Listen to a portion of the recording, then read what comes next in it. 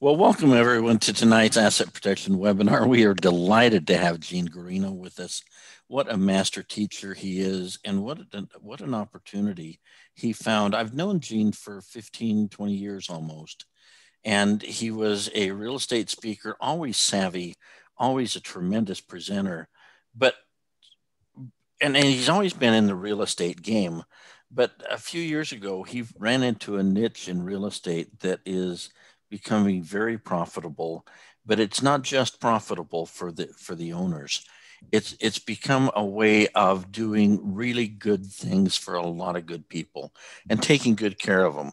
And so we're excited to partner with him on this. It's something I've been down to Phoenix, I don't know how many dozen times now. I've been through his homes. I've talked to not every one of his students, but a huge number of them, helped them with structuring and tax questions. And it's fun to hear their dreams and their realities as they're making things happen. So we appreciate, Gene, your time being on here, and we're going to turn the time over to you. I will be in the background to help answer questions or anything students have. If they have questions, Gene, do you want them to type them into the Q&A field and then we'll answer them at the end, or do you want to answer them as we go through? It's always best to do it at the end, because that way I can spend as much time as we need. So as we're going along, if you have questions, feel free. I'm just sending the office a quick message before I start. But yeah, feel free to type in questions there. And then at the end, I'll stay and answer those questions. It's a great time to do it then. So. Okay, great. Thank you very much. Okay, so you can take over the PowerPoint anytime we appreciate everyone that was on the 3-day summit last week. What a great audience we had. We had so many good questions. We tried to get to every one of them, but yeah, I don't know that we did, but we really tried, and great presenters, Clint Coons and Scott Estel. Yeah. And what a great crowd. So Gene, going to turn the time over to you, and I'll be in the background. You got it. Give me just a second though. You kill 30 more seconds if you don't mind. Because I forgot to do something. I want to make sure they're all set for me. All right. All right. I won't be long. I'm serious. Just kill time. This is the worst nightmare of my life, is killing time. No, 30 seconds. Come on. It's not that much. You're all good. I'm going to just mute myself for a quick second while you are dancing. This is Don dancing for just a... Don, I would probably tell them about Gene's the webinar too in the past we've done. You know, you did some legal structuring for RAL, or residential assisted living. That's another option if you want to cover some of that. Well, we did a webinar with Gene and I, and it's available on our website at protectwealth.com, or you can go to YouTube and pull up our channel, Protect Wealth Academy. And Gene and I did a workshop together. It was a interactive. Here's how we do structuring. Here's the tax advantages for doing REL. Here's how we would structure the deals. And so that's available on our YouTube channel. If you'd like to go on there, subscribe. We're adding a lot of new content to it weekly. We're adding new things. And so if you, that's a good way of staying in touch with us, is to go to our YouTube channel, type in Protect Wealth, hit the big red subscribe button, and you'll have access to everything that we're doing. And we appreciated everyone. We had almost 200 5-star reviews come through on Facebook and on Google last week. I think we had 2 4 stars, but I think everything else was a 5-star. That's impressive. Very grateful for the students and their comments. So yeah, that was fun. Well, Don, your dancing was very helpful, and I appreciate that, because I always want to make sure that the team is ready for me in-house, and I didn't connect with them earlier today, so thanks for doing that. So I'm going to go ahead and share my screen now, and I'm going to make sure that I am optimized for audio and video. So that's a plus right there when I can get that done right. So I think we got it. Can you see my screen? I can. Yes, very good. All right, here we go. Hey, thank you everybody for being here. I really appreciate that. And we do love working with Don and Kendall too. The whole team there at Protect Wealth. And I know that if you were out at that recent event, and when I say out there, meaning virtually, and you were there paying attention, you had tremendous value. We were actually just talking about that with all the different topics that you all cover and so many things there. But I appreciate Don so much because with his company, Protect Wealth, he helps us protect our wealth. We can work a whole lifetime, but then, not be prepared for something. So I love it when he shares with our students, and I'm so glad he had a chance to share with you. And now I get to share with you. So I'm excited about this because, right now is really the best time to be in senior housing, period. I've been doing it now for 7.5 years, and we've got a whole group of companies where we own and operate, we invest in, we train others how to. We actually opened a franchise last year. We have a national association, and all that to say that this industry itself is exploding because the need is incredibly high, and the people that are getting into this industry have a heart that is huge. That's why we really appreciate working with Don and Kendall and the Protect Wealth team. We've been featured on magazine covers. This is the most recent one here, Realty 411. And you notice all those people in the background there, that's my family. So I've got 4 kids, and all 4 of them now work with us full time, as well as my daughter-in-law, son-in-law, future son-in-law. My wife, she is kind of the cruise director, and we've got a couple of dozen other people that work with us in the AL family group of companies. So when I say it's a family-run company, it truly is. My daughter Isabel is the COO. My daughter Victoria is the CFO. My son-in-law is the CMO, marketing officer. We've got Emmanuel and Jim and David and Nikaika and Mona and Becca and everybody else too. So it's a big team that I have behind me. So when you see this here, it's representative of a big team of people. So I'm going to be sharing with you why this is the best time possible to be getting into senior housing. I know you've heard all kinds of things about what's going on in our world today, but the reality is people are still aging. They still need care. They still need a place to be. And people are paying thousands and thousands of dollars every month for years and years to take care of their loved ones. And I'm going to share with you how you can tap into that from a real estate perspective and also from a business perspective. You can do either or both, and I'll share all of that here with you tonight. So I've got a lot of information to share, and I want to just start with some charts and some facts so you can see where the demographics are and where they're going. In 1960, this is the breakdown, male and female from 0 to 85 plus. Flash forward 100 years, and this is what it looks like. What was this really peak right here became this big, huge, massive column. And really the focus that I've got for you here tonight is that 75 plus. In 1960, it was about 10 million people. In 2060, and we're more than halfway there, 30 million people. That is the fastest growing demographic in the entire country, and frankly, in the entire world. Now I'm going to show you more charts and see that, but we're disrupting an industry.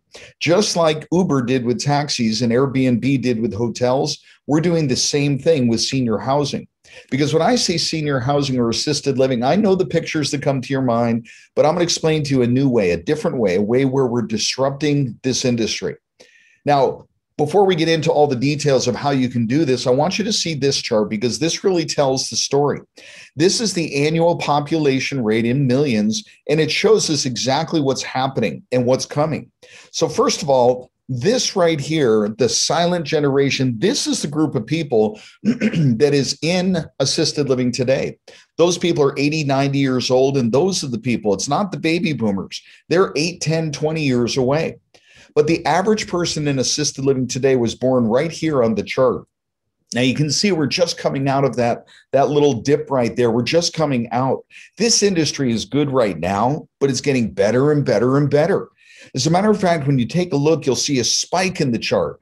That spike right there is what I call the silver tsunami of seniors. That's the very beginning of the baby boom generation. Why is it a spike? Well, look at the year, 1945, 1946. The World War II ended. Servicemen came home, got busy, boom, population spike. They said that was fun, and boom, they did it again. Then they said, all right, we need to get a house in the suburbs, go to McDonald's, and then it was just straight up from there. So this is good right now, and it's getting better and better and better for the next 20 years. I've been in business my entire life. I've never actually had a real job, 9 to 5, working for somebody else. I'm just here to tell you, this is the best place to be in business and real estate for the next 20 years. Now, I'm showing you the charts and the graphs, and it's not just me, but when we talk about the baby boomers, they're not in assisted living yet, but they're coming. So that silver tsunami of seniors is a huge opportunity. Now, I get asked all the time, what's going to change this year? 2020 was a weird year, let's face it. We all started off by saying, well, this is the year of clarity, right? Clear vision. Yep. This is the year of clear vision. Well, it actually turned into the year of innovation. A lot of what happened in 2020 was people adjusting and now innovating new ways to be successful. I know for us, we had a banner year in 2020, but I've been telling people for years that assisted living, this is the best time. And now everyone gets it, because those big box facilities with 200-300 beds, those seniors were in isolation in those places. In our homes, they were free to roam about the country. They could be in the home. They didn't have to wear a mask. They could have visitors. So the smaller home is better than the big box facility. That's never going to change, because the better question is what's going to change. It's what's not going to change. Seniors aging and our kids who are 50, 60 years old, taking care of them, that's never going to change. So I'm going to share our motto before I share all the money that you can make. Do good and do well. When I say do good and do well means make a lot of money. Doing good, that means leaving something good behind, changing the world for the better, doing something for your family, for your legacy. Doing good and doing well is our company's motto. So my journey in assisted living began with a phone call. I mean, frankly, I had heard about assisted living maybe 30 years ago. And that 30 years ago, it was, something that, there you go, something that somebody just shared it from the front of the room, and they were talking about all different kinds of ways to make money in real estate. And when they talked about senior housing, it just clicked with me. And I said, hey, tell me more. And he said, well, I can't. And I said, why not? And the guy from the front of the room, as I talked to him, said, well, I don't do this senior housing that I'm telling you about. I'm just saying you should do it.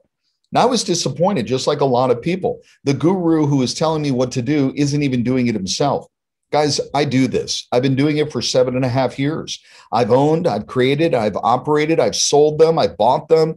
This is what we do. We've been training people how to do this for 7 years, and we have trained thousands of people across the country. But when I say I got into this 7.5 years ago, my journey actually began about 10 years ago. And it was a phone call. It was my sister, Ann. And she was on the phone and she said, Gene, Mom fell. I'm going to tell you, my heart stopped. I didn't know what to think. I'm thousands of miles away. And I said, what do you mean Mom fell? She said she was in bed last night and she fell out of bed. And as she was trying to get back into bed, she leaned against the footboard and cracked her ribs. She's in the hospital right now. You got to get out here. Guys, my world stopped. That's Mom we're talking about. It's not a real estate deal, not a business, not somebody else. It's my mom.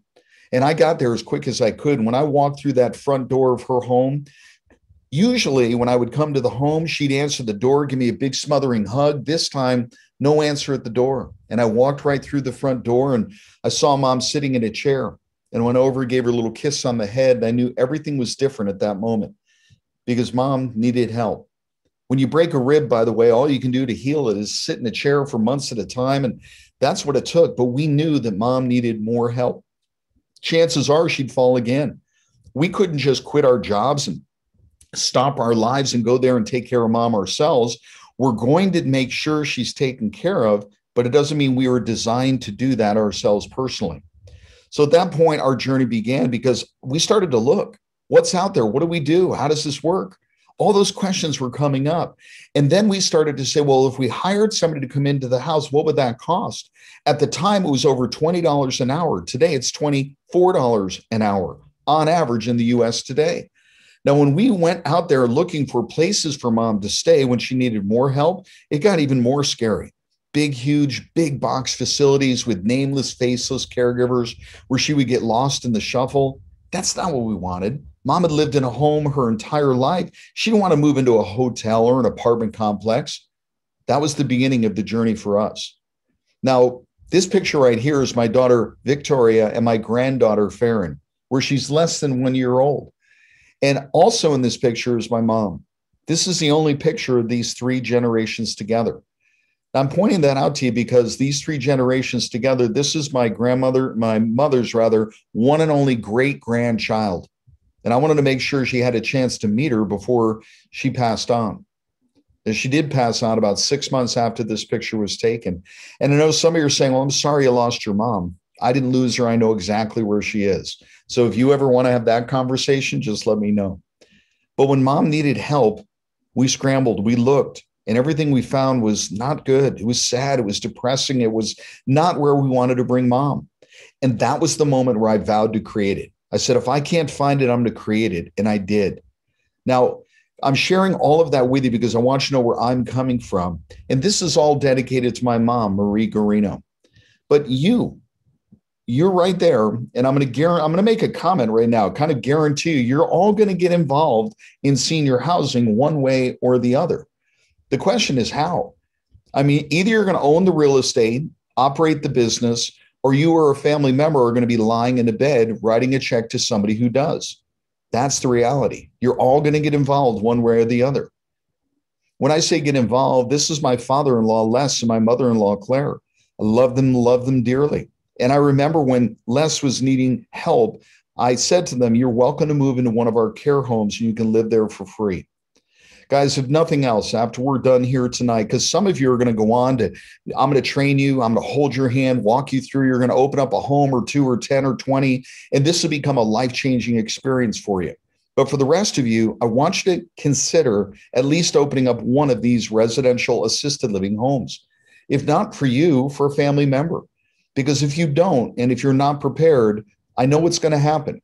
You're going to move into that home, or your parent or grandparent into that home. You're going to be writing checks for $5,000 a month, $6,000 a month, $8,000 a month for a year or 2 or 3 or more. And that inheritance that people were expecting gets spent away. And it all could have been avoided just by having one residential assisted living home. So I'm going to walk you through so you can see this now. And I'm going to share with you 3 different things. First, the 3 best options to participate. The second is the 5 keys to success in doing this properly. And the third, see, I know that some of you are saying, Gene, I'm interested in the real estate as an investment, but not taking care of the old folks or being a part of the business. I got you.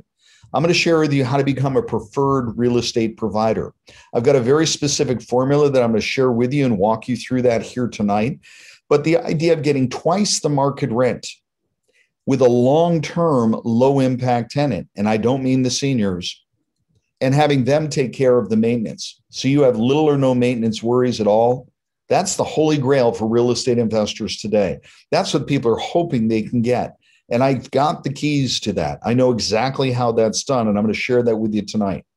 Now, I've been doing real estate for a long, long time. First of all, my first residential property was the age of 18. My first commercial property was the age of 25. Of 20 plus businesses over the last 40 plus years. I was a professional musician, small record label, recording studio, music school. In addition to that, I've been a certified financial planner for over 25 years now. I can't believe it. It's a long time.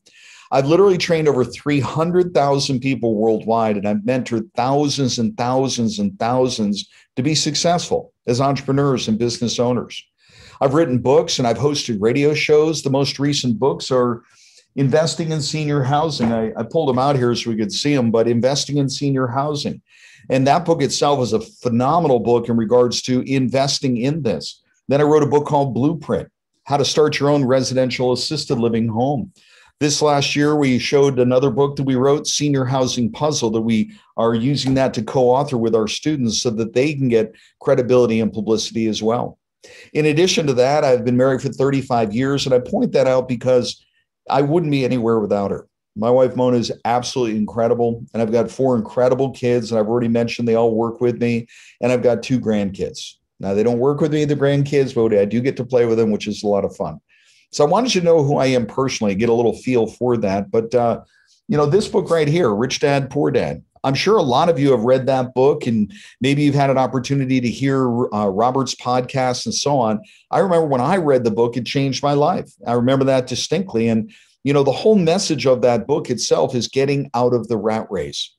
The first time I met Robert, he asked me a question, and he said, Gene, what's your number? And I said, well, what do you mean? What's my number?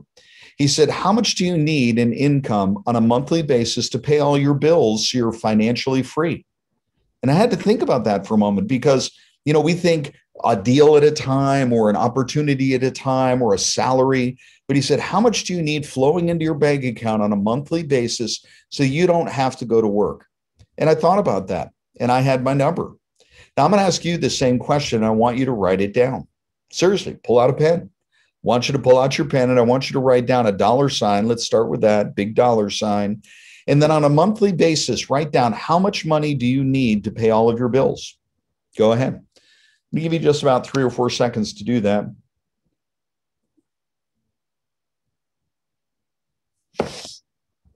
Now, here's the deal. Some of you wrote it down, and that's great. Some of you didn't write it down for one of 2 reasons. One, you don't know your number.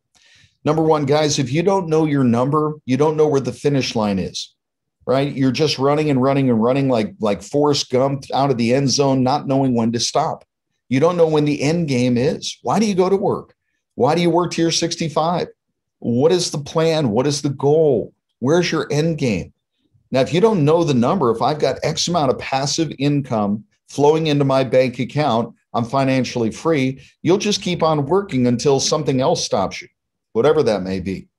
Now, there's a third reason why you may not have written it down. You're looking at me and you're saying, I'm not going to write it down just because the guy with the gray beard and the blue shirt said to write it down. Well, guys, this isn't for me tonight. I already know this information. This is for you. And if you're not willing to take initiative in your own life, do something for yourself, write something down, take some notes, well, that speaks a lot about who you are and how you think and what you're willing to do. I'm not challenging you. I'm just being real with you. This is about you tonight, not about me. It's about your dreams, your reality, what you decide you want to do. I know you can do anything you want to do, but you need to surround yourself with the right people and the right opportunity. Now, Robert's message is get out of the rat race. First thing you need to know is how much do you need to get out of that rat race? Whether you're a school teacher or a doctor or a real estate flipper, it doesn't matter. How much do you need flowing in on a regular basis so you're free? Once you've got that number, now you've got your goal. I remember getting together with Robert at his 70th birthday party, and that is my wife, Mona, photobombing us in the background there. And at his 70th birthday party, I was asking Robert, how are you doing? Because when I first met him in Jamaica, you saw in that picture there, he came up to me and pulled on my sleeve and said, hey, you're the assisted living guy. I've got some questions for you. And I said, whoa, moment of zen. You're asking me questions. And he said, yeah, I need some consulting. I've got a property. My wife, Kim, and I are looking to convert this into assisted living. What do you think? And I got to give him my information about how to choose the location, how to choose the mix between independent living, assisted living, memory care, where you should do it, how you should do it, the people you need, all the details on it. So when I got together with him at his birthday, I said, how's your project coming? He said, well, we're in the design phase and we're working on it here. And I remember getting together with him about a year later at the New Orleans Investors Conference. And I said, so how's your project coming along now, Robert? And he said, great. We just got a loan for $120 million to do the project. Pause. Guys, I am so glad I'm not competing with my friend Robert, all right? But he taught me an important lesson right here. He already has done the research to know where to do it. He knows with the market studies, the seniors are there, they've got the money, they're going to be there for decades. So the location, if you see a big box facility coming to your city or your town, where should you do your residential assisted living home? Maybe right at the end of their driveway. They've already taught you the location. So there's a lot of lessons within that. But Robert, when I had a chance to share with him, he was appreciative of that. So I asked him, I said, can you come to our national convention, the Residential Assisted Living National Convention, and share with everybody what you're doing, you and Kim, and what you think about this industry? He said, Gene, I'd be happy to do that. So when he came, I got to interview him. We had a great time. And I had a chance to introduce him to my friend, Jonathan Goldsmith. Now, you recognize Jonathan as the most interesting man with Dos Equis beer from those commercials, but he's been an actor for 60 years. He's in his 80s now. He's done over 350 films, 45 TV series, and you know him from one thing, beer, bad beer. I just point that out because I think it's funny, but it was fun to bring these guys together. And I'm going to play a little video. This is Robert sharing with us, and also Harry S. Stent Jr., the New York Times bestseller of The Demographic Cliff and The 0 Hour. Harry was there as well as one of our keynote speakers, but this is what Robert had to say. Yeah, so what Gene's in charge of is this organization called Residential Assisted Living. In your opinion, is that the best real estate play to be in? It is, because I always tell people, because Appreciate the you teeing baby it up there. boom was so large, everything they do as they age is the best sector. People say millennials, there's more millennials. Bull. They're not as big a wave. They're a fraction of the wave. So what assisted living and nursing homes do, they play the last stage of the baby boomers, the largest generation in history, and nobody sees it coming. Nobody. Oh, we do. You do. Nobody sees. I bring this up and people say, Harry, what are you smoking? There's the baby boomers already retired. They're already in assisted living. No, they're just starting. Yeah. In 2018. Oh, yeah. They got 26, 28 years of nonstop growth. Yeah. Nothing will grow faster and nobody will see it coming. You know, it's fun to hear from these guys. And Harry's in his 60s and Robert's in his 70s. Jonathan's in his 80s right now. But to talk to guys who have more experience than I do, who have been out there, and you've got a world-renowned economist there in Harry S. Dent Jr. speaking all over the world and talking about assisted living and how that is the place to be.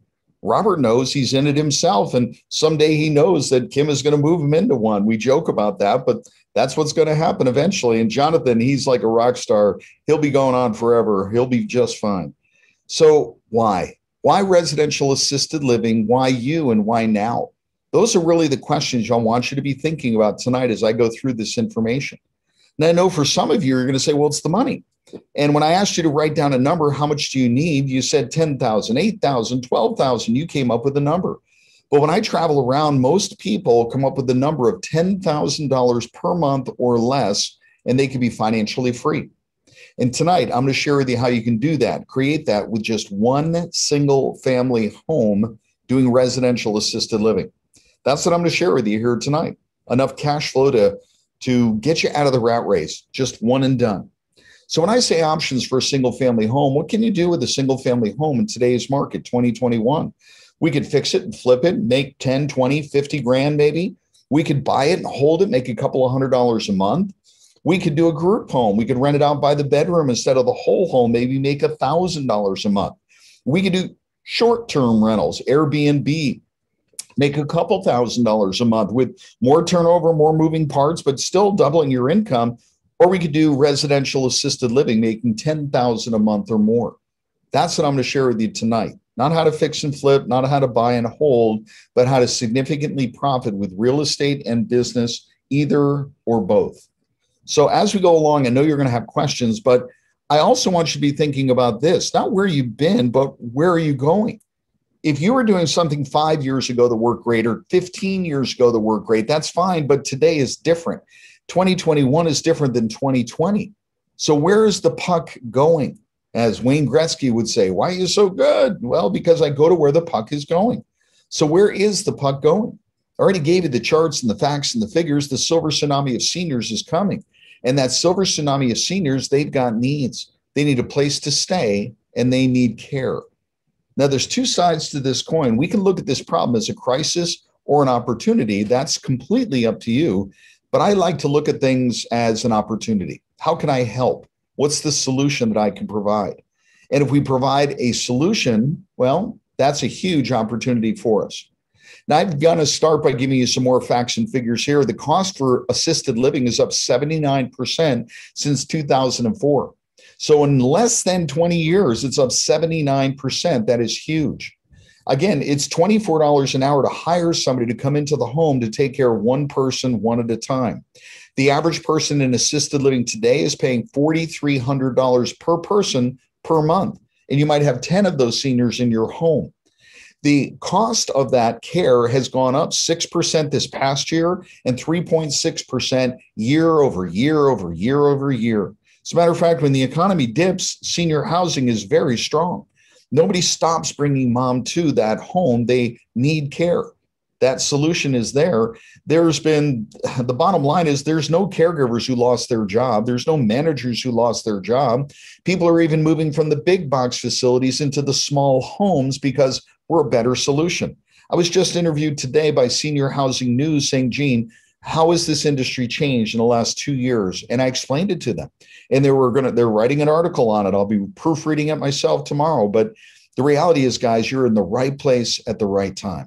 But some of you are saying, Gene, I don't even know what you really do yet. What is assisted living in a residential setting? Well, it's a group residence for seniors, which provides assistance for that resident's activities of daily living. So it's not one person in one home. It might be 10 seniors in that home. And nobody moves into assisted living unless they need assistance. They're not there because they're playing golf and tennis and pickleball. They're there because they cannot take care of themselves fully. Now, they don't need a nursing home. They don't need doctors and nurses and gurneys and medical attention 24/7.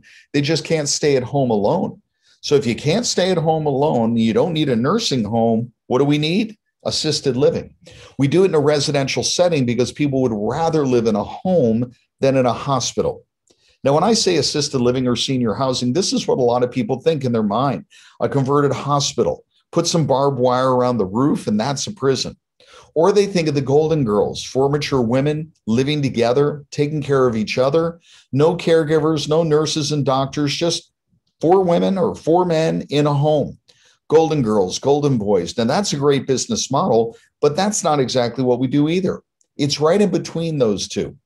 It is a home in a residential setting. So it's not a hospital. It's not a big box facility. It's a home. But it's a home where those seniors live and their activities of daily living are being cared for. Somebody's helping them. Now, I'm showing you some pictures of the homes that we created and operated in Arizona. We've got thousands of students all over the country who have owned and operated their homes as well. But inside the home, it's a home. Now, this one here is one of my biggest and nicest homes right here. It's a big home. There's big open spaces, but it's senior friendly. The furniture looks like it's designed for seniors, but it's a home, not a hospital. That's the point I want to get across to you here.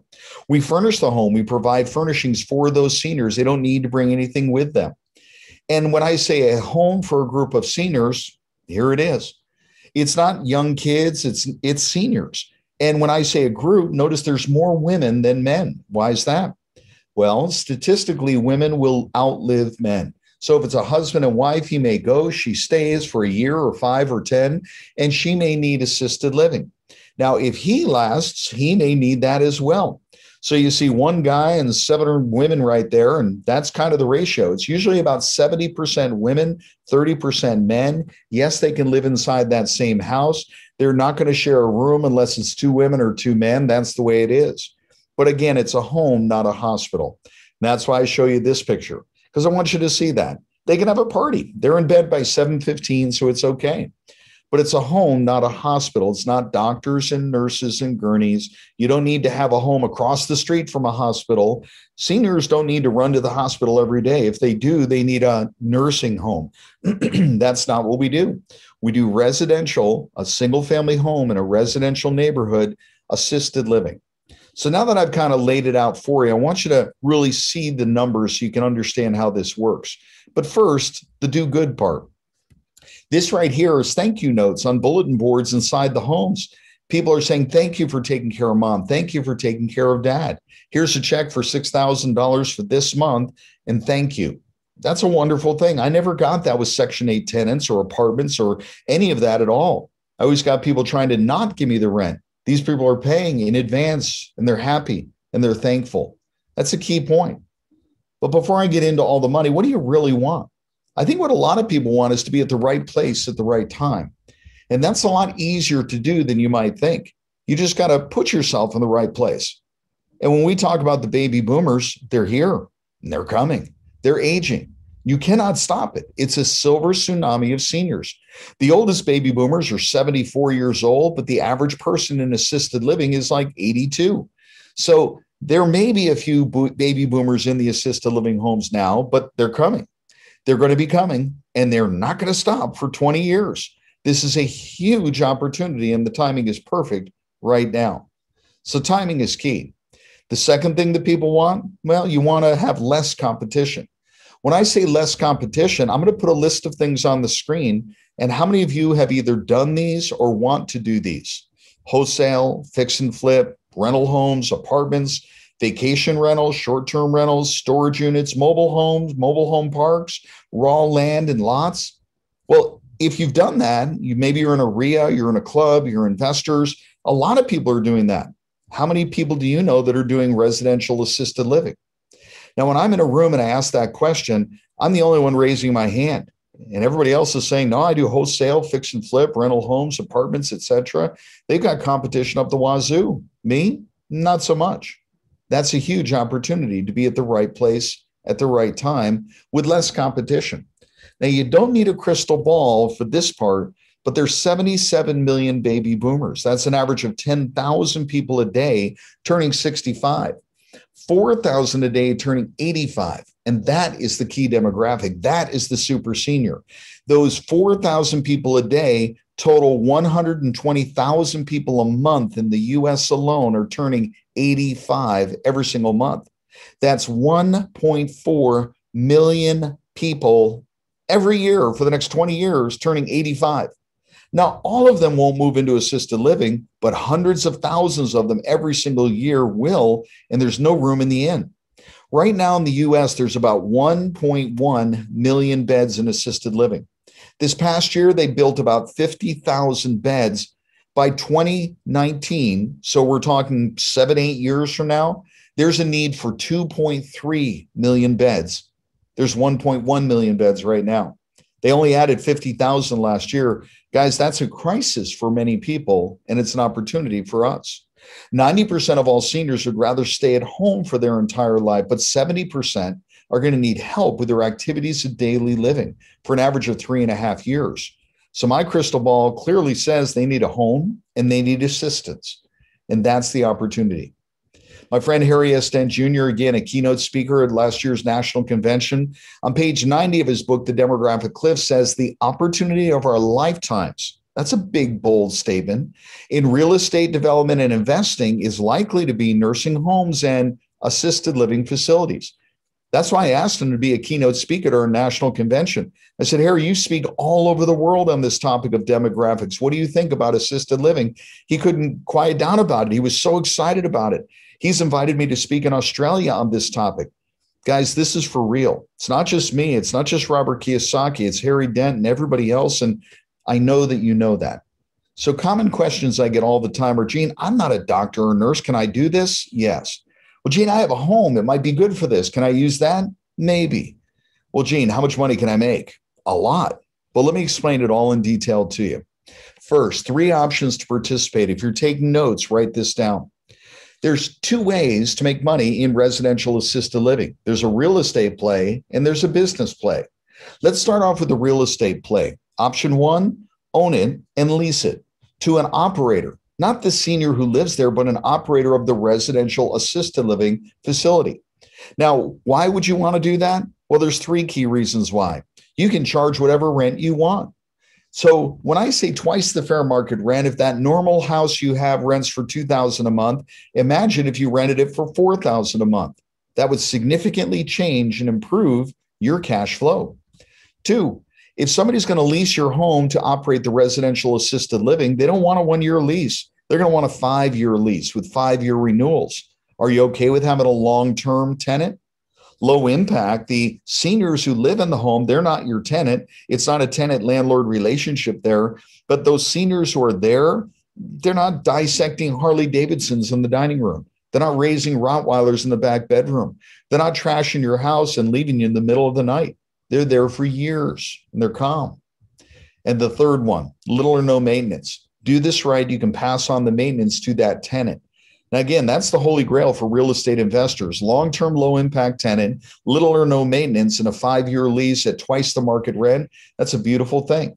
And I can share with you exactly how that's done.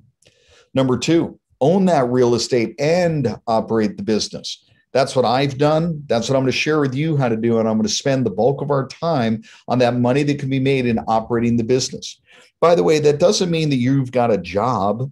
When I say own the business, operate the business, that doesn't mean that you are the caregiver or the manager or even there at the property at all. If nothing else, this past year with people staying at home and quarantining and all of that has proven to people is you don't have to go to that work location. We can do a Zoom session, a phone call, a texting. So the reality is you don't have to go to your home, your care home. We've got managers and caregivers who do it. And I'll show you how to do it hands off. So you're not the one who's there at that home all day long. The third way, I'm going to spend the bulk of our time on the second way, but the third way is be a private lender or a joint venture partner.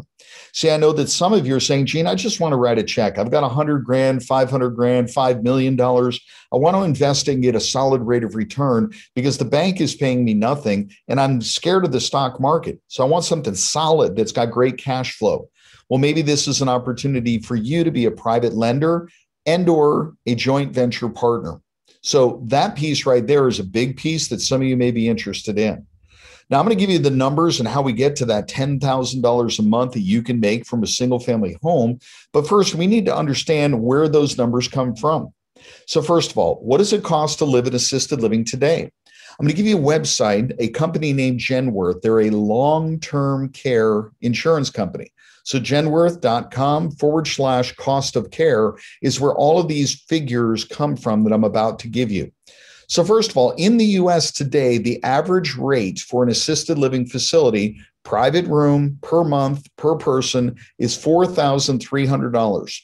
$4,300 per person per month is the average in the US today. But when we talk about the most expensive states in the union, we've got Hawaii, California, Maryland, all at $5,000 average. You've got Kansas at $5,090 and Vermont at $5,310 and Washington State on the West Coast, $5,750 and Maine on the East Coast, $5,942. You got Massachusetts at $6,085 and Connecticut. Notice there's a lot of New England, very expensive. And then there's Alaska, throwing it out to the West Coast. Everything is more expensive in Alaska because you ship it in or fly it in. It's just flat out more expensive. Back to the Northeast, New Jersey and New Hampshire, and one more in the Northeast, Delaware. Now, $6,690, there's people paying 3 times that and people paying a third of that. But that's the average for those states. Now, I point that out. Your state is somewhere, but the average in the U.S. is $4,300 per month per person in assisted living today. Notice the asterisk by Delaware, though, and I wanted to point that out because normally in Genworth, in their facts and figures every year, they just updated them a few weeks ago. Washington, D.C. is the most expensive market in the entire country. Last year, it averaged over $11,000 per person per month in Washington, D.C. They haven't reported the numbers yet. That's why I have an asterisk, because I'm sure they'll be number one, even above Delaware. But an average is just an average. And I wanted to dig in a little bit with an example of California. The U.S. average is $4,300, but California is $5,000 average per person per month.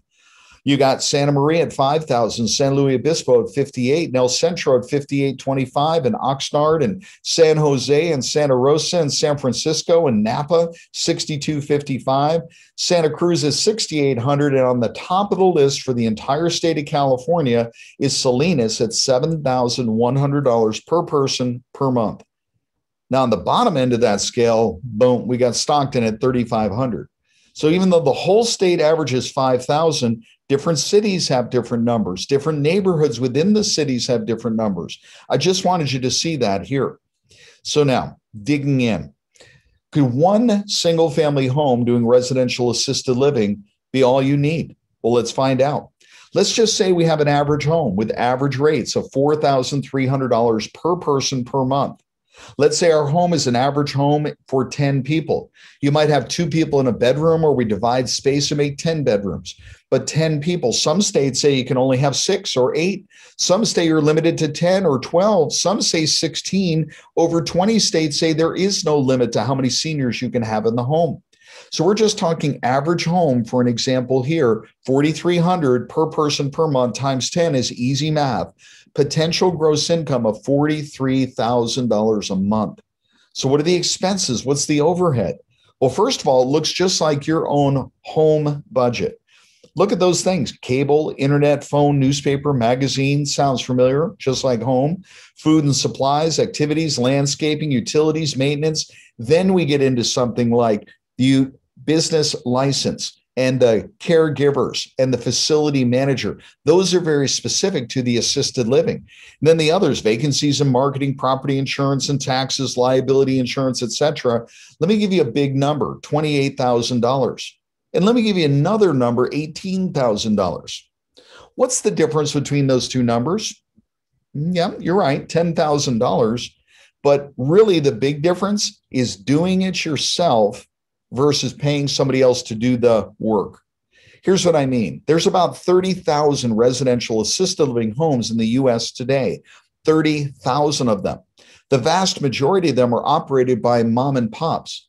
The kids moved out. They've got some extra bedrooms. They say, let me move a few seniors in. I'll charge them $4,000 or $5,000 so I've got income, make some extra food, do some extra laundry. I've got a job. Guys, that's not what I'm teaching you how to do. I don't want you to have a job. I don't want you to be the manager or the caregiver. I don't even want you to go to the house if you don't want to. You can if you want to, but that's not the point. So let's use the big number. We're hiring the manager. They're hiring the caregivers. We're at home doing something else, like Kendall and Scottsdale, just doing something else. So I'm going to use the big number, the 28,000. That includes all of the expenses but one, the real estate. And if we were to say the average property in America today is $340,000, which is what it is. In your area, it might be more than that or less than that, but $340,000 is the average price of a single family home in the United States today. The average rent for that home is $1,875 per month. Now, if you know anything about investing in real estate, $2,000 a month is not going to pay for a $340,000 house with principal, interest, taxes, insurance, maintenance, and everything else that goes with it. So I'm going to double that number, that $1,875. Let's make it $2,000, but let's double it to $4,000 and add another. Let's make it $5,000. Even if I pay twice the market rent, twice as much as needed, my numbers still work out in an average home, in average America today. I mean, I just gave you the numbers where I got them from. Those are the numbers in the real world. That's what it costs. So if you could operate a business out of a single family home where you could make $10,000 a month, guys, pause for a moment. I know people right now. I was playing golf with a gentleman today. He owns a jewelry shop. He doesn't make that per month, and he's got a lot going on versus what somebody here doing this has going on. But this is just an average home. Let's just think a little bit nicer. Because when I say $4,300, some of you are saying, Gene, I'm paying $6,000 or $7,000 or $8,000 a month for my mom or my grandma. I get that. I understand that.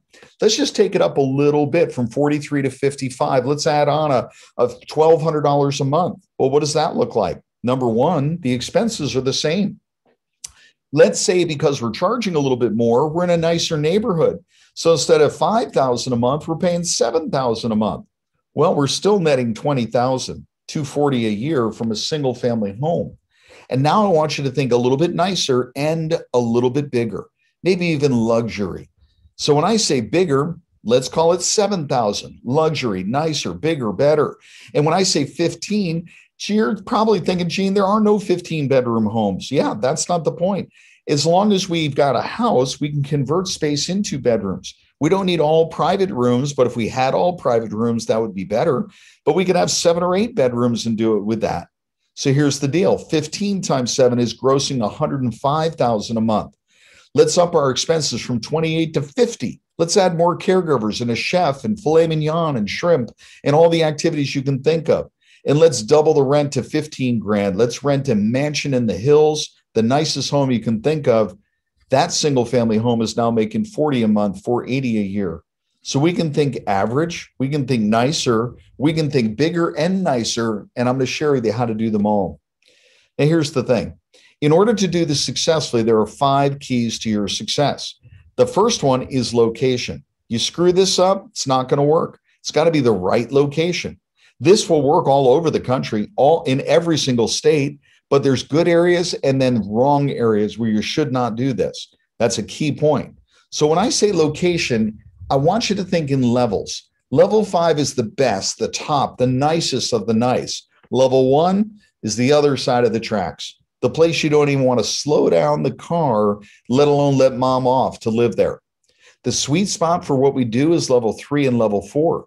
So it's above the middle, but it's not at the top of the top, the cream of the crop. It's nicer than the middle, but not way up at the top. That level 3, 4 in dollars, that's going to correlate to somewhere in that $4,000 to $8,000 per person per month. That is the sweet spot. So I'm going to pull this all together for you with an example. This right here is an example of a level 2 home. Not even going to show you level 1.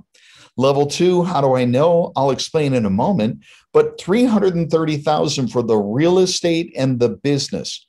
You see, this was a home that we actually visited in one of our trainings 5, 6 years ago. The owners of the home had been operating a residential assisted living business out of that home for over a decade. The home, the real estate itself, was worth $180,000 at that time in that area. The business, from the cash flow that was being generated, was valued at $150,000. So it was $180,000 for the real estate, the property, and it was $150,000 for the business being operated in. So yes, I'm teaching you how to create a business out of nothing that you can sell for hundreds of thousands of dollars in the future. I've done it, sold it for hundreds of thousands of dollars, and I even kept the real estate so I could charge them twice that market rent. How many of you like the idea of creating something out of nothing you can sell for hundreds of thousands of dollars, and it creates a tenant that's willing to pay twice the market rent? I did it, and you can do it too. But the reason why I say level 2, and I'm saying location, location, location, first, take a look at this map. North, south, east, west. You see the blue circle? That's where the house you just saw is located. So the north, south, east, west tells you conveniently located. It's easy for me to get to. It's not over the river and through the woods. That's for holiday once a year. It's right in the middle of everything, easy to get to. But it's here. It's a level 2 home, and that's based on the demographics. We teach that in our 3-day training, what to look for, where to do it, how to find all the information. But it's here on a level 2. It's not where I want to play. I want to be in level 3 and level 4. So let me give you another example. This is a level 4 or 5 home. Now I'm saying 4 or 5, and I will tell you, when we opened this home, people came to this home and said, this is the nicest home I've ever been in. And I knew that there were nicer homes out there. So I said, thank you very much. We'll call this a level 4, level 5. Now I know for sure that there are, because I've got a couple of dozen students that have homes that are off the chart, amazing homes within a few miles of this home right now. But this home itself is $1 million home, level 5 home. So way up here at the top. Now, I know that based on location and other items, but check this one out. On the right-hand side, you see the highway, conveniently located. Top center, you see the airport. That's not the Phoenix Sky Harbor Airport. That's the Scottsdale Airport. So private jets, G5s, big money all over. Top left is a golf course, one of the top golf courses in the nation. And that green circle circling the house is surrounded by hundreds and hundreds and hundreds of other homes, high-end homes with thousands and thousands and thousands of people. So there's a lot to know about the location, but I'm pointing out some of the key points: convenience, access, money, demographics. There's a lot more to it, which we'll show you. But this is what I'm looking for, that level 3, level 4, that price range of $4,000 to $8,000. Now, keep in mind, depending on where you live, $8,000 could be the average if you're in San Jose in a nice area, or it could be the luxury suite in a home in Mississippi. So it's just, that's the range I'm looking for, $4,000 to $8,000 per person per month. That level 3, level 4, there it is. So again, 2 ways to make money, the real estate and the business. Let's now talk about the business part, because location is one, but the team. If you are not going to do all the work, we need a team of people around us. I'm going to venture to say none of us really want employees, but if you don't want to do it yourself, you have to have a team of people surrounding you. So who is on your team and what do we need? Well, this is the business part right here. And I want you to think of a 3-legged stool before I explain exactly who you need on your team. If you have a 3-legged stool and you kick one of those legs out, the stool goes down. So which leg is the most important in a 3-legged stool? They're all important, equally important. So when I say business, staff, and residents, if you're all about the residents, all about the people, and you don't care about business, don't get into this industry. And if you're all about the money and don't care about people, don't get in this industry. There's a balance between the business, the residents, and the staff, which represent people and the business together. but it's a three-legged stool, and that's a big part of what we teach. I want you to do business properly. So who's on your team? Well, the first person, the most important person on your team is the manager, the administrator, the facility manager. It's called different things in different states. But the manager themselves might be a caregiver, or they might just be a standalone manager. Mariella, in this picture right here, she came to us as a caregiver. She had a decade of experience taking care of seniors in these homes.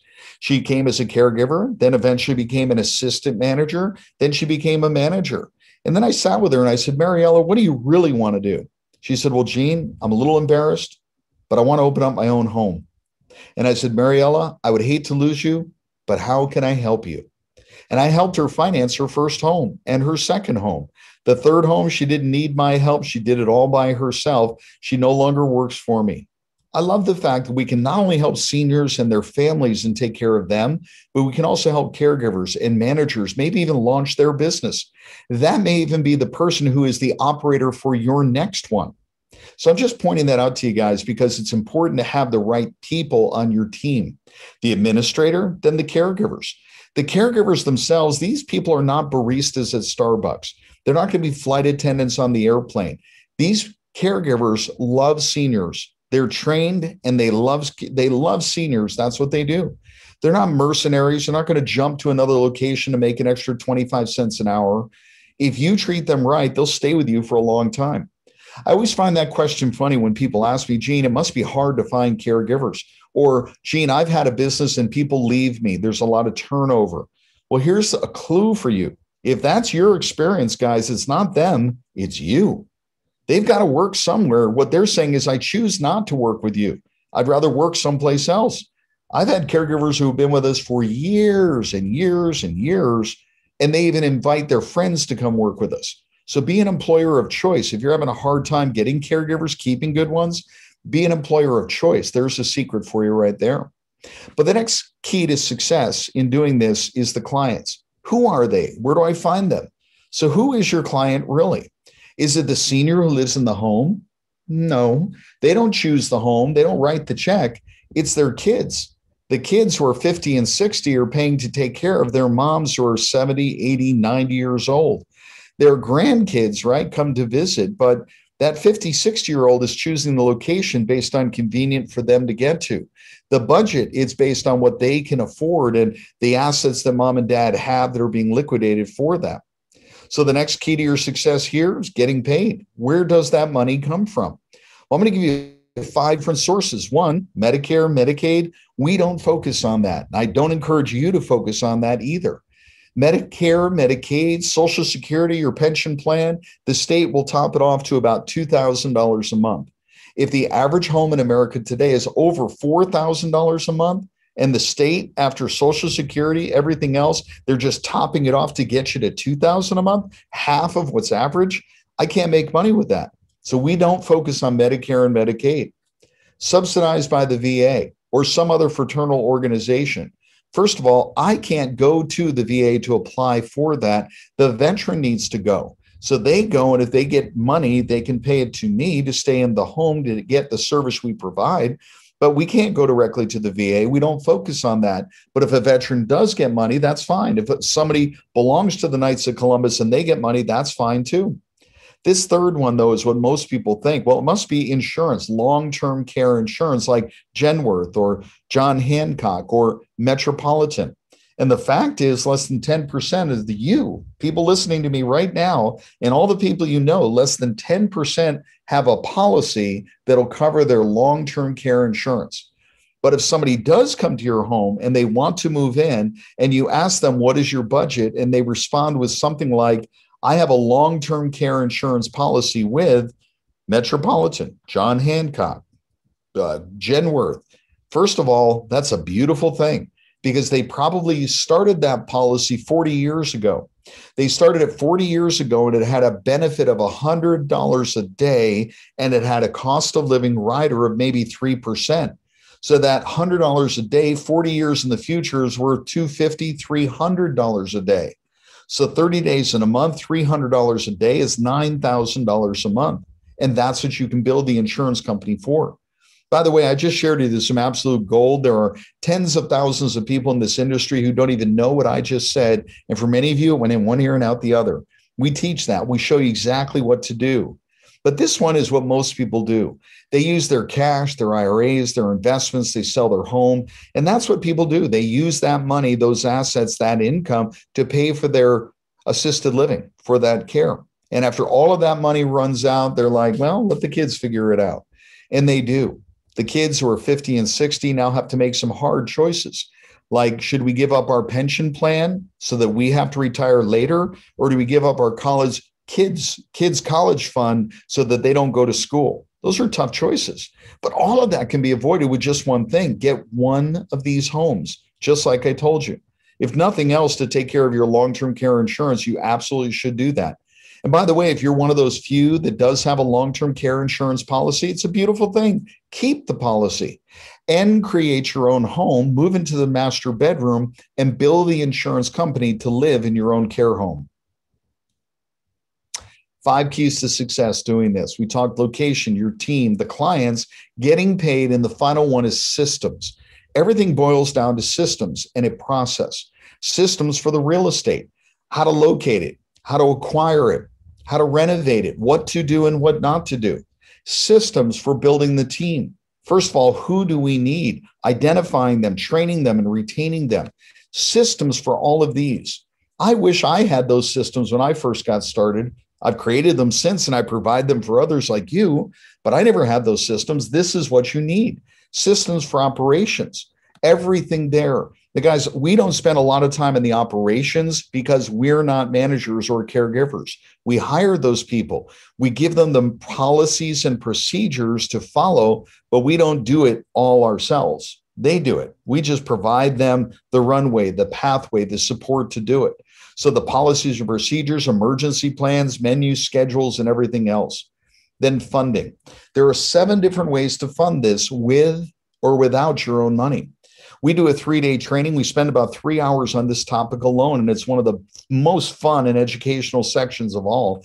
But 7 different ways to fund this with or without your own money. And then partners. And I have to point that out because some of you are saying, but Gene, I just want to own the real estate. How do I partner with somebody who wants to be the operator? Got it. We've got both of those people in our class simultaneously.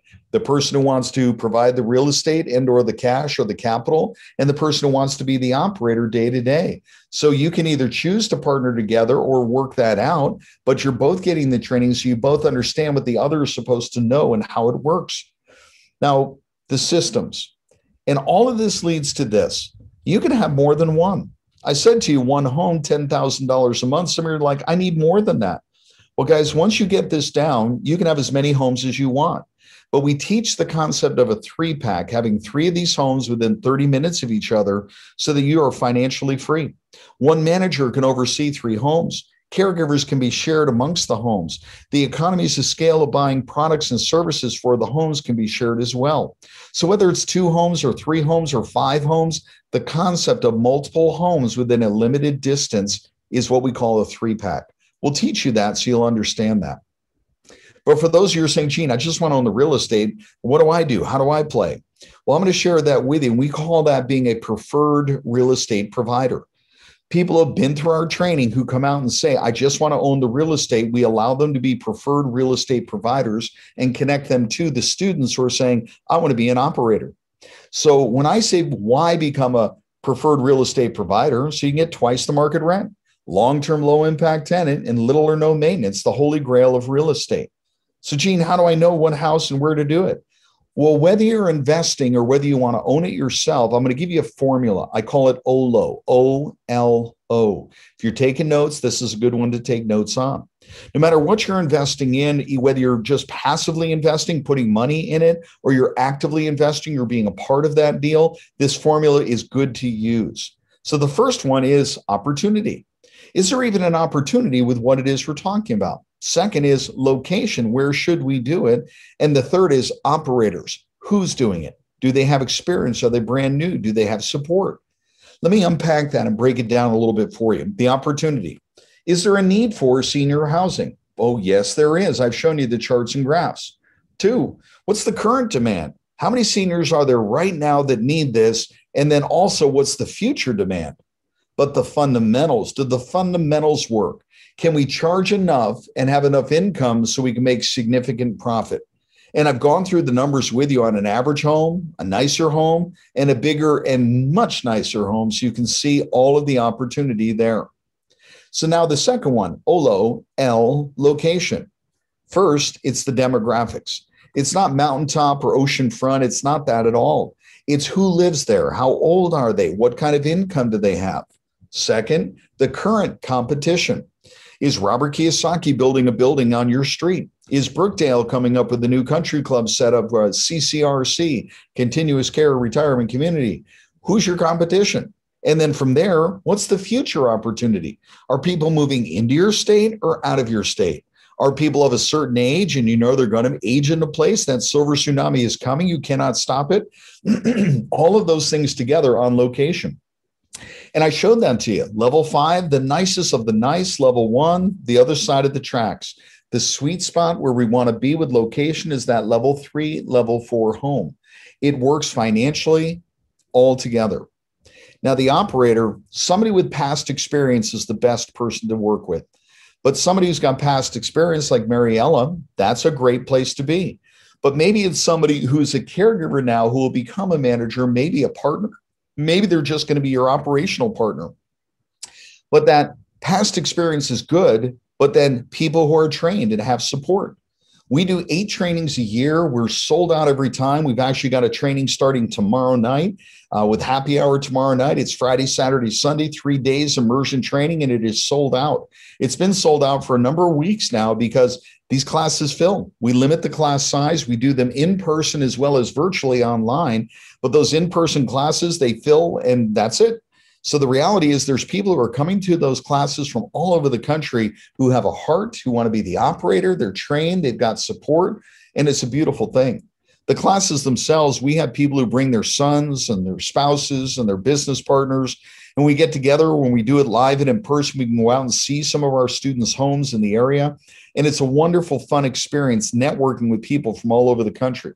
So either past experience or training and support, but I want there to be an alignment of values regardless. In other words, if you're going to partner with somebody, make sure you have the same mindset. If they're all about the money and you've got a heart, it might not work. Or if they're all about the money and you've got, or it's just not going to work unless there's an alignment of values. And I really want to make sure that I get that point across to you. So that OLO formula, OLO, there needs to be opportunity, needs to be in the right location, and the operator is the key. Whether they've got experience, that they've just been trained and they've got the support, that's what I'm looking for there. So that formula itself is a part of what we teach at our 3-day training. And when people come out, they begin their business. Low right here, he's in Texas. He's got 4 of these homes right now, and he's got 2 96-bed facilities in construction right now. Carla Lee, when she came out to her training 5 years ago, she had no experience in real estate or business. She came to the training and went home, and she took action. I love that. Massive action. She had her first home up and running within 5 months. Within less than 3 years, she had 9 homes. Less than 3 years, 9 homes. That's phenomenal stuff. Donald and Talinda, he's been building luxury homes for other people. And he came to our training because he said, Gene, I'm going to build a home for myself so I can do assisted living. And I'm going to name it after my father in honor of him. I thought that was wonderful. And he built a beautiful home. Mitch and Jen, they're in Colorado. They've got 7 homes. Patty, she's just got 1. We've got Wendy right here. Her family owns 4 of these homes. The Gillums right here, these guys as a family operate together, and it's a beautiful thing to see families work together. Anita and her friends here, and Shams and Nisha, who live up in Canada, but they invest down in Florida. You can do this remotely. You can do it in your own backyard. Sean's got 2, and he's got 2 more under construction right now. He's doing phenomenal. Brad is a builder. Angie, his wife, she's a registered nurse. So he builds, she fills. It works out great. But this one right here, I'm standing in front of Brad's first home, and it's a beautiful business that he's got. But the real estate itself, phenomenal. Now, I'm not saying you're going to do it this big and this nice, but the business that he created, it was full. He had a waiting list. So he went to the bank and said, I want to borrow money to build another home and fill it. The bank said, well, we're going to have to appraise the building that you built. And they did. He had nearly $1 million in equity in just the real estate at that time. But then they said, we're also going to appraise your business. And they appraised the business that Brad created. We trained him. He created it, him and Angie. The bank appraised the business alone without the real estate for $1.3 million. $1.3 million.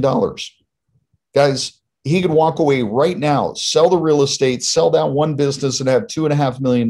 That's a beautiful thing. But that was his first one. He built the second one, and the bank appraised the second business $1.8 million for the business alone. He's now constructing his third. These are wonderful success stories, and I love to see that. Rocky and Sherry, these two have 4 homes. Their goal is to have 100 homes, package them together, and sell it off to the hedge funds. You can do 1, you can do 101. It's completely up to you. The 3 best options to participate, the 5 keys to success in doing it, and the OLO formula for those real estate investors who are saying that's where you want to play. I know I went through a lot of information in a short period of time, but some of you are saying, well, Gene, I want to learn more. How can I learn more? Well, until now, there was no opportunity for you to do this, to go to a class and learn. We created that. And I know I just touched the tip of the iceberg here with you tonight, but for those of you who are saying, I want to learn more, I'm going to give you an incredible opportunity here tonight. Because Protect Wealth, we love you guys, and we want to really bless all of the people that you bring together. We're going to give you a special opportunity here tonight. So if you're saying, well, how can I learn more? Yes, we do have a home study course, but I'm going to share with you something else. We have a 3-day in-person training. We do it 4 times a year. We're doing one this weekend. It is sold out. We also have, besides the in-person event, which many people love, some people say, I want to do it virtually. So last year, we started doing virtual events. We do that 4 times a year as well. And the virtual trainings have been phenomenal because now we can do virtual tours. We can get into students' homes around the country on the second day of the training. That's a big part of what we do, and it's fantastic.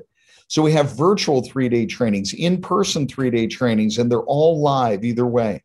You're always getting the latest and greatest information. It's there for you. And what will you learn during those 3 days?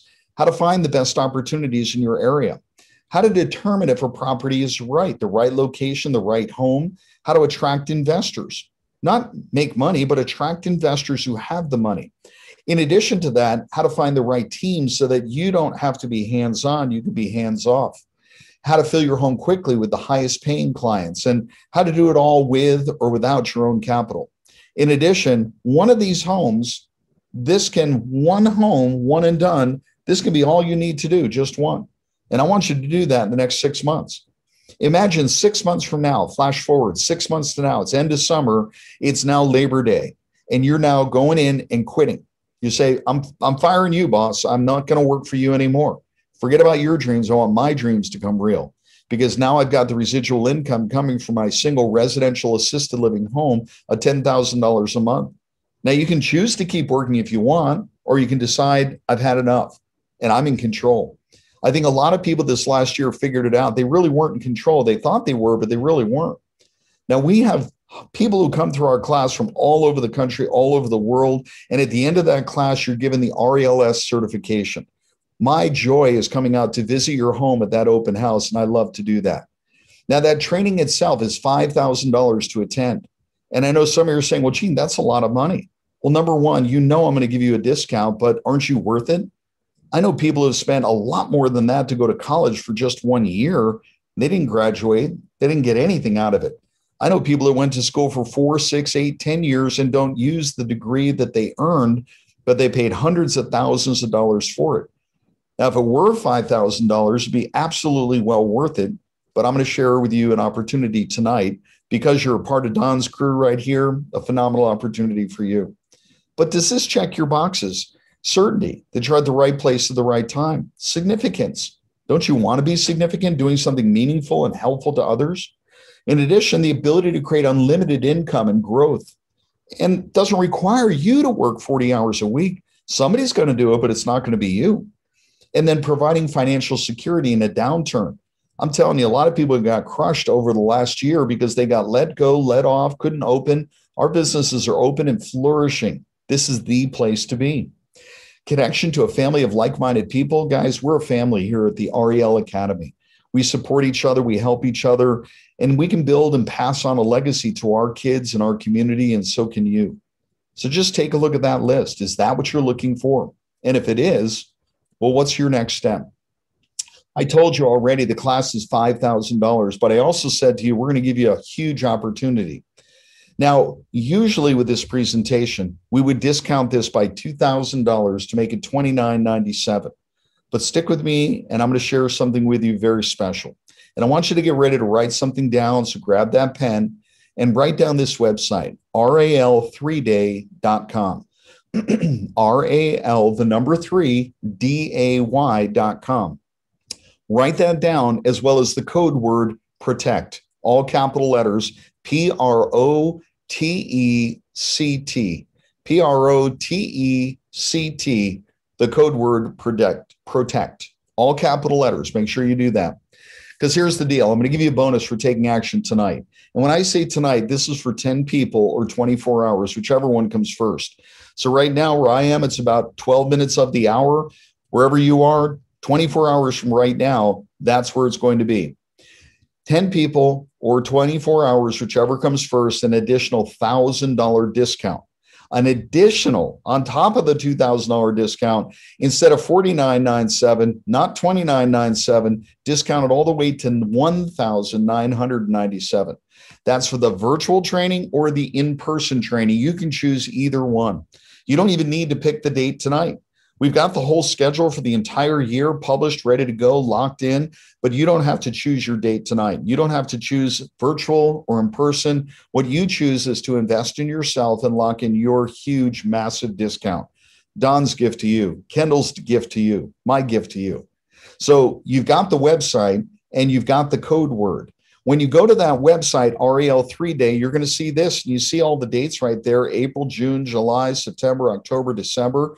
Choose the one where it says save my spot. When you do that, put in the promo code. It says have a promo code with a question mark. Go ahead and click it there and put in the promo code PROTECT, PROTECT, and hit the button that says apply. And when you put in the code word and you hit the button that says apply, you got to do that. It reduces it from the $49.97 all the way down to $19.97. There it is. I've laid it all out for you. You know exactly what this is. You know exactly what you need to do, and you've got it. Now, at that training itself, we're going to cover a lot of information and a lot of detail. We're going to cover those 5 keys to success. We'll talk about what do I mean by location? Why would one location be better than another, right versus wrong? Your team, how to find them, train them, retain them. Who do you need? What personality types and all of that. The clients, where do we find them? How do we fill our home fast? And how do we get paid? And the systems and the processes. We're going to talk about the OLO formula if you want to be that investor in the real estate and maybe match you with some people who want to be the operator in a home in your area. Putting that all together and overlaying it with the 3 best ways to participate and all of the details that go with it. And we'll go through the 3-legged stool. In addition to that, the 3-packs. You can do this anywhere, and you do this multiple times. You can grow this as big as you want. Doing all of this while you're doing good and doing well, making money and helping other people. But your success is up to you. It's not up to Don or Kendall or me. It's up to you. It's up to you to take action. Nobody's going to do it for you, and I'm pretty sure you figured that out. But knowledge is the key. Now, frankly, you're going to pay for your education one way or the other, but I would much rather pay for your experience than mine, because your experience is a whole lot less expensive than when I try to figure it out on my own. Guys, I've done it. I've made the mistakes. I've had the success. I can show you what to do, what not to do, where to do it, when not to do it, so that you can avoid mistakes. That alone is worth $100,000, if not $1 million. And you know that as well as I do. But again, I've touched the tip of the iceberg. You now know enough to take the next step. At that 3-day training, we're going to do case studies. We're going to do virtual tours. You're going to see students' homes all over the country, get to talk to them as well. Deal crafting, how to put it together, how to create a successful business plan, how to raise capital. I've helped people raise over $50 million for this, and I'll share that with you too. And how to attract money so that the money is coming to you. How to locate and work with angel investors and private lenders. All of this is covered during our training. And all you have to do is go to the website, ral3day.com, write that down, don't forget, and use the code word PROTECT, all capital letters, PROTECT. Make sure to put in that code word and hit the button that says apply. And when you do, it discounts your tuition all the way down to $19.97. Now, if you're going to come to the virtual training, you're absolutely welcome and encouraged to bring a partner, a friend, a spouse, your kids, whoever. They're right there over your shoulder. I want them to learn right along with you. Please bring them on the virtual training. If you're going to come live in person, because we feed you like kings and wine you and dine you and all kinds of stuff, that second person, a spouse or business partner that joins you at the live in-person training like we're doing this weekend, and that one's sold out, guys, just so you know, can't come, sorry. That event itself, you pay just $1,000 for that second person to join you at the live training. Because again, we wine you and dine you and feed you and all that kind of stuff as well. But if you have a partner, bring them to that virtual training. And if you want to do it in person, you absolutely can. When you go to that website, ral3day.com, you go ahead, you pick a date, you can change it later, it's okay. But this right here where it says have a promo code, make sure to put in that promo code, PROTECT, hit the button that says apply, and it reduces your tuition to the $19.97. Now, I've shared a lot of information with you, and I've already seen, because I get it on my phone, a little notice right here. We've already had 2 people with reserving their spaces right now, and I said it's limited to 10. I was very clear on that. I want to make sure you've got that. 24 hours, so 24 hours, so I'll go from the top of the hour, or 10 people. We've already had 2. You're getting an additional $1,000 discount. So that's, again, a gift to you. So there it is. I've laid it all out for you. I know some of you have questions. So what I'm going to do is leave this on the screen. But what I want to do is take some of those questions that you may have had. So Don, thank you so much for allowing me to share. And if you have gotten some questions along the way, I want to invite you to go ahead and share those with me. And I'll go ahead and give you some answers as we go. Well, okay. So we've got a question from Pat. What about Florida? Does this work in Florida? You know, are there older people in Florida? Does that work? Is that a retirement community? You know, I laugh because there's kind of a joke in our business that if you live in, you know, east of the Mississippi, when you retire, you're required to report to Florida. So there are millions of seniors in the state of Florida right now. There's almost 3,000 of these homes in the state of Florida. Most of them are small, like 5-bed, 6-bed. But actually, the state of Florida lets you have up to 21 people in a single-family home for assisted living. So yes, Florida is a great state for this. And out of the 5 major areas, my favorite, well, you'll have to come to the training and I'll tell you exactly what. All right. Is there a deck for this presentation? Yes, there is, but I don't pass it out. But when you do come to the training, we actually do give that all in print. Every slide that we show is given to you there. But on these presentations, we kind of reserve that for our students. Okay, great.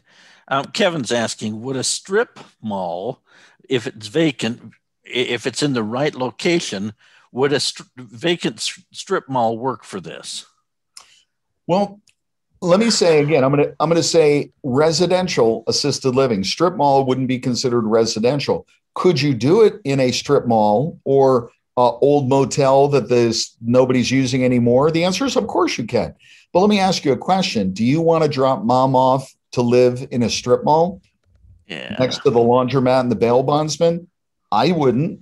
That's not the residential setting with birds chirping that I'm looking for. So can you do it a home there? Yes. Would it be our model? No. So there's the answer. If you've seen Gene's homes, you walk into them and it looks like a home and it doesn't smell like it right. Smells like a home. And, exactly. You know, you might even see, smell, chocolate chip cookies baking in the background. And that's right. And it doesn't smell like disinfectant. It smells like a home. Yeah. And thus mom feels comfortable so would it work? Yeah, it's not right. Ideal. Rudy is asking, does zoning make a difference? Have you run into problems with zoning? Zoning is always local. So first of all, let's make sure we understand that zoning is always local. Number one, what we're looking for in the residential model is to do it in a residential setting. So it's not commercial like the strip mall. It's going to be in a neighborhood. You typically can't have signs up. So you literally might be living next door and wouldn't even know it. There's not a lot of cars there because the residents don't drive cars, just the caregivers come and go. So the answer is zoning is always local. So what are the rules of the game in your area? That's very different from one state to another. Most states have some regulations. You can only have X number of people in a residential assisted living home. But sometimes people kind of conflate things like, well, I've heard that you can only have 4 unrelated adults in a single family home in my area. Well, first of all, that doesn't apply to what we do. The Federal Fair Housing Act protects us. Seniors are a protected class. They're considered disabled when they need assisted living. So because they're elderly and they're disabled, we're protected with the Federal Fair Housing Act. Even if the HOA says you can't do it, we know we can. We know how to do the paperwork. We've helped lots of people get through the process itself. So zoning is local. I gave a long answer, but I think you caught it. You know, signage is a problem in our little community. They don't allow great big signs, but they do allow for a sign that's the size of a real estate agent for sale sold sign. And so in our community, all 3 residential assisted living homes have a sign out front that's the same size as a, realtor sign. Yeah. But it says, here's our little resident, and it's perfect. It's all they need. And so they get around that by that. Okay. Pat's asking, the question is how about the cost per person per room in Florida? The state of Florida, what's interesting, Don, is the state of Florida and the state of Arizona, which are 2 of your biggest retirement states, they're a little bit below the national average. Part of the reason is not that there's not seniors there. It's because there's a lot more of these homes there. So people think retired, let me do it in Florida, let me do it in Arizona, let me do it in Texas, the warm states, et cetera. There's about 3,000 of these homes in Florida, about 3,000 in Arizona, almost 7,000 in the state of California. But there's other states where there's literally one, like the state of Rhode Island. One of our students has the one home in the entire state. So it depends on where you're at, but you definitely can do it. And where the kids want to come. If they feel comfortable coming, it's got to be, you want to build it so that the kids feel comfortable coming. Mom and dad don't want to be out in, middle of nowhere. If nobody's going to come visit them. That's right. Yeah. How many residents are allowed in Las Vegas? Las Vegas is the same as Arizona. It's 10. So you're limited to 10 people. By the way, you could fight that because of the Federal Fair Housing Act. That's totally discriminatory to say 10, but it's limited to 10. You can make good money with 10 people in a single family home doing this. That's Nevada's number. Okay. Ryan is asking, do you have to rezone or change occupancy to be a multifamily? Nope.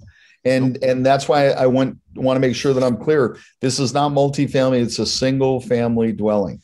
There's one kitchen. There's, it's a number of adults in there, but it's one kitchen. It's one address. It's a single family home. It's not a fourplex. It's not an apartment building. It's not commercial. So that gets rid of most of the zoning requirements. And it also gets, and one of the other things I've noticed is there's not a lot of cars that come to yours. So the neighbors aren't going to be upset with high traffic in the neighborhood because kids do come to visit, but not all that often, right? I wish they would. You don't need a parking lot. Yeah, I wish they would come more. Truly, I wish they would because, those seniors really do need to have family come visit. And even before this past year with limitations on different things, the reality is people should come more. I think a lot of times, I want to mention one other thing because we were talking different locations and you took a different tack, Don, so it got me thinking. There's people right now who feel really guilty about not visiting their own parents often enough. So sometimes they'll put them in a location, like you said, where they want to visit. Maybe they live in LA, but they do the home in Napa. Why? Or put mom in a home in Napa Valley. Why? Because now they can go visit mom once a quarter, go wine tasting, visit mom, not feel guilty because it's not next door. But they're going to have a great time while they're there. I know that sounds weird, but the reality is those kind of solutions are out there for people. And that could be a great way to have a nice upscale home in a beautiful area. Good. Kevin's asking, when and where is your next live event? Our next live event, I'd have to look back at that schedule. Let me try to do that for a second, because I know if I go back here, this is because I did this just before we came on. Here's the schedule for this year. So the next one that is live is June 4 through 6. So June 4 through 6, you see it there in the middle. It says Phoenix AZ under the location. Then it's September. All right. We're doing one this weekend, but like I said, it's sold out. Can't come. Sorry. Wow. Don's coming. I'm coming now. Yeah.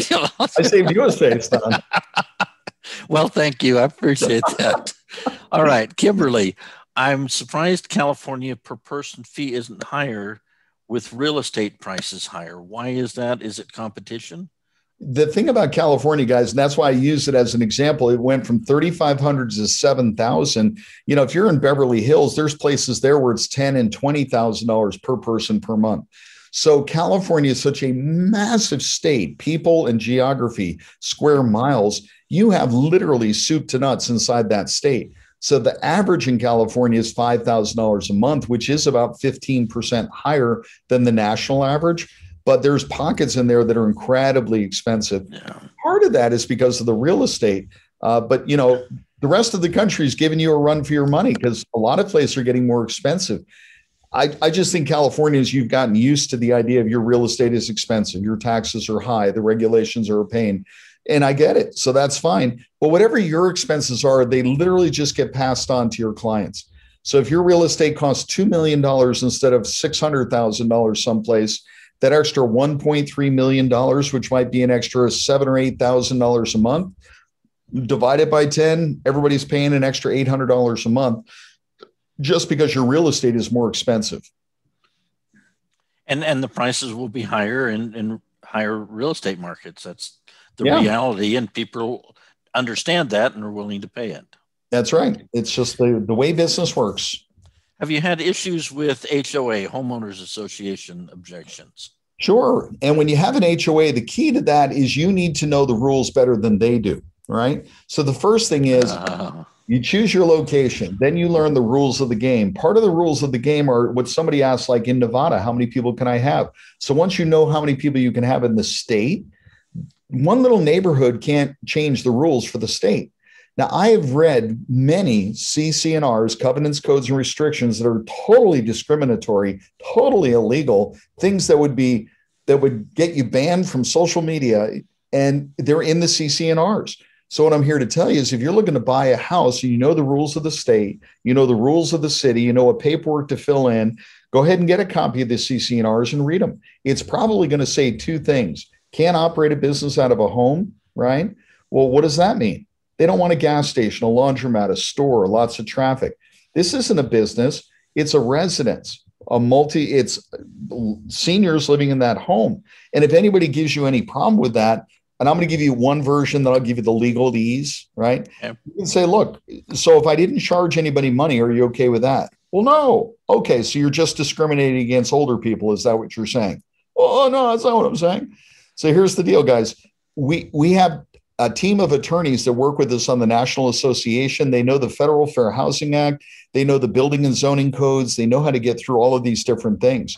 But if I have a choice, if one neighborhood has an HOA and one neighborhood doesn't, I'm going to start over here. Why make it hard for ourselves? But we have lots of students who are in HOAs. They cannot stop it, but we can show you how to do that. Okay, we're getting a couple questions. Does it need to be a single level home? One guy or one person says they've got a 3-story house. It's got a main floor, a basement, a second floor. They could install a chairlift. They could install an elevator. What I've listened to you say more than anything else is rather than taking a house and trying to fit it in, we select the location and then look for the house. Right. Am I right with that? Oh, absolutely right with that. But to directly answer the question, no, it does not need to be a single level home. But any senior who has mobility issues, if bedrooms are upstairs, that means there's a staircase or something. So just like you said, could use a chairlift or an elevator, or you need to make sure that those residents are capable of going up and down the stairs. Now, my grandmother lived to be 104, but she went up to her bedroom upstairs, a flight of stairs, till she was 100 years old. It was her exercise. It took her like 15 minutes to get up the one flight of stairs. But if her bedroom was downstairs, there's no stairs involved. So if you have a choice, one level. But there's a lot of houses across the country that are multi-story, like you said, 3 stories. Now, here's the difference. If you're in New Orleans and it's a shotgun house, and some of you know exactly what I'm talking about. It's like 20 feet wide and 80 feet long, and it's 3 stories. That's not a good choice for residential assisted living, right? Try to keep it on 1 level. If you need to go to 2 levels, got it. If you're going to go to 3 levels, it better be a nice house in a great area. You might consider putting in an elevator. You can do it, but you decide. Good answer. Does this work in Georgia? Oh, yeah. In Georgia, by the way, you're laughing. I don't know, but it does work in Georgia. It works in every state. It's called a personal care home. Every state calls it a little something different. In Georgia, it's called a personal care home. I believe you can have up to 14 people or 13 people currently in a home in Georgia. We could get exceptions, but that's the current number, personal care home. Gene, I don't know how you remember all the states. It's like me remembering state homestead exemptions. So I've got most of them down.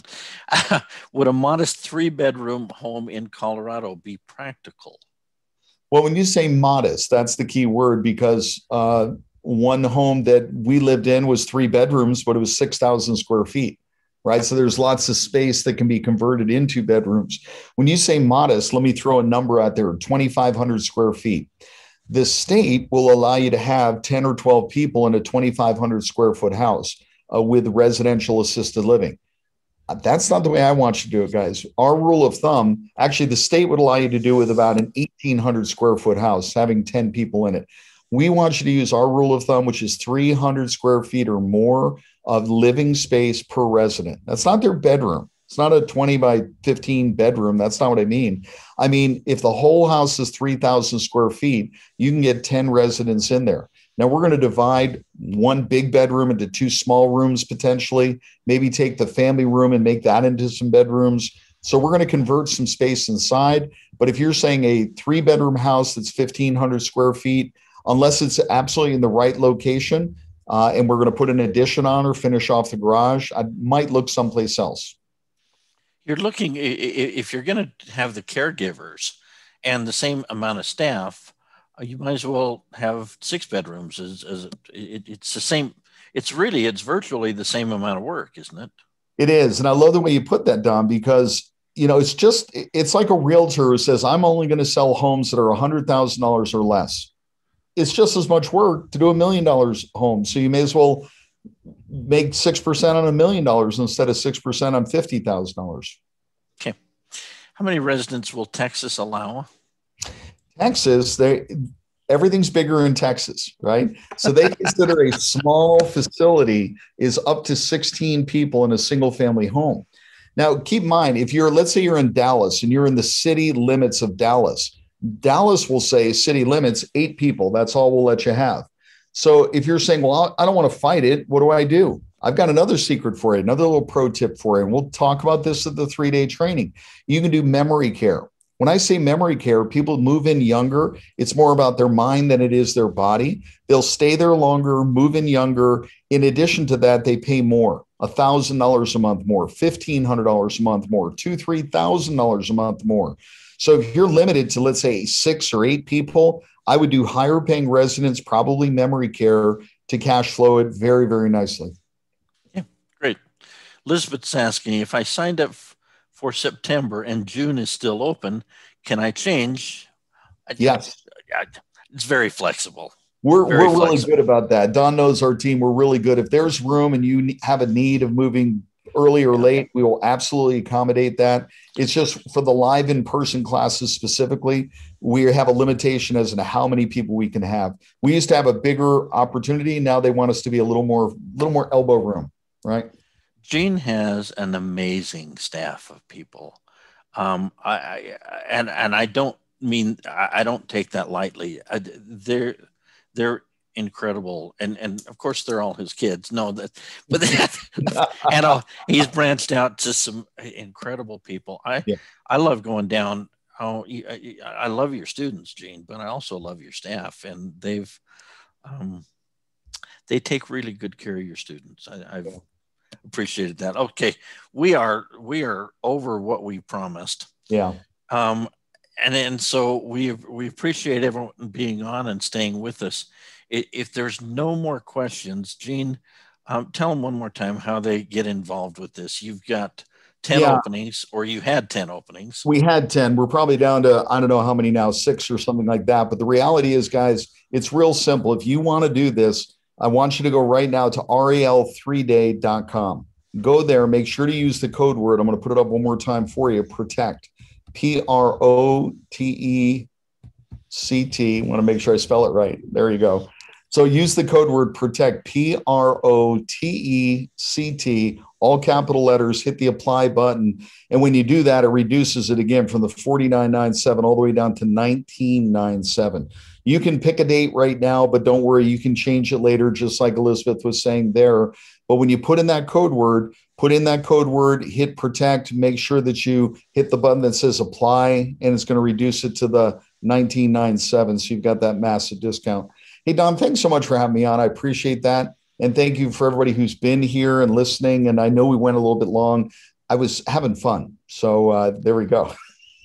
So if you don't mind me stealing your little statement for everyone on the call, what is it? Do good and do well. Do well. Thank you all for being on. We appreciate your attendance. Have a great night. Gene, thank you. Thank you, Don. We'll see everybody soon. Thank you.